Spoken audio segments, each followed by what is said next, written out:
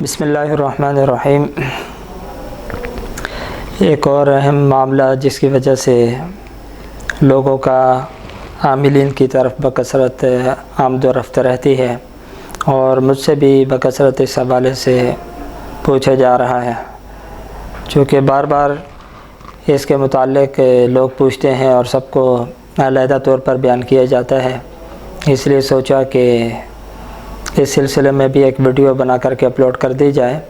اور جو احباب بھی اس مسئلے کو لے کر کے سوال کریں اسی ویڈیو کا لنک یا ویڈیو انہیں سینڈ کر دی جائے،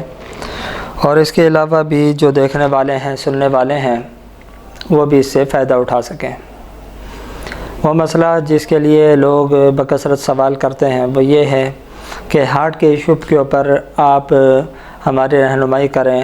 جیسے ہارٹ میں تکلیف ہوتی ہے، ہارٹ اٹیک وغیرہ یا ہارٹ فیلئر وغیرہ، ان چیزوں سے بچنے کے لیے کیا کیا جائے، جو ہارٹ کے پیشنٹ ہیں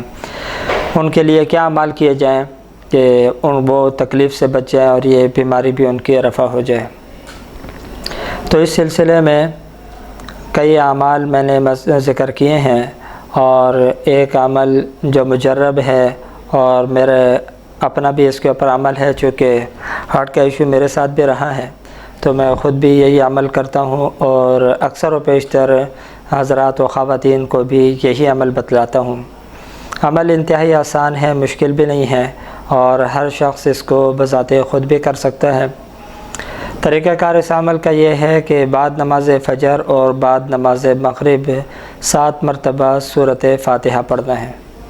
7 مرتبہ سورۃ فاتحہ پڑھ کے یا اللہ یا اللہ یا اللہ یا رحمان یا رحمان یا رحیم یا رحیم یہ پڑھیں، دل کے اوپر ہاتھ رکھ کر کے، اپنے سینے کے اوپر ہاتھ رکھ کر کے یہ پڑھیں، اور اس کے بعد جب یہ پڑھ چکیں تو اپنے ہاتھ کے اوپر ایسے دم کر کے ہاتھ ایسے پھیر لیں۔ تو بہت سارے احباب اس بارے میں پھر یہ پوچھتے ہیں کہ اگر مریض کو پڑھنا لکھنا نہ آتا ہو، نہ پڑھا ہوا ہو، تو اس کے لیے کیا کیا جائے؟ تو یہی عمل کوئی اور اس کے لیے اگر کرنا چاہے تو بھی کر سکتا ہے، اور بہتر یہ ہے کہ مریض سامنے ہو، اگر سامنے نہیں ہے تو یہی عمل کر کے پانی کے اوپر دم کر کے مریض کو دے دیا جائے، اور مریض اس پانی کو استعمال میں لائے۔ انشاءاللہ اللہ کی ذات سے امید ہے کہ بہت جلدی جملہ تکالیف جو قلب سے متعلق ہیں وہ دور ہو جائیں گی۔ دعا فرمائے اللہ رب العالمین عمل کی توفیق عطا فرمائے۔ وآخر دعوانا الحمدللہ رب العالمین۔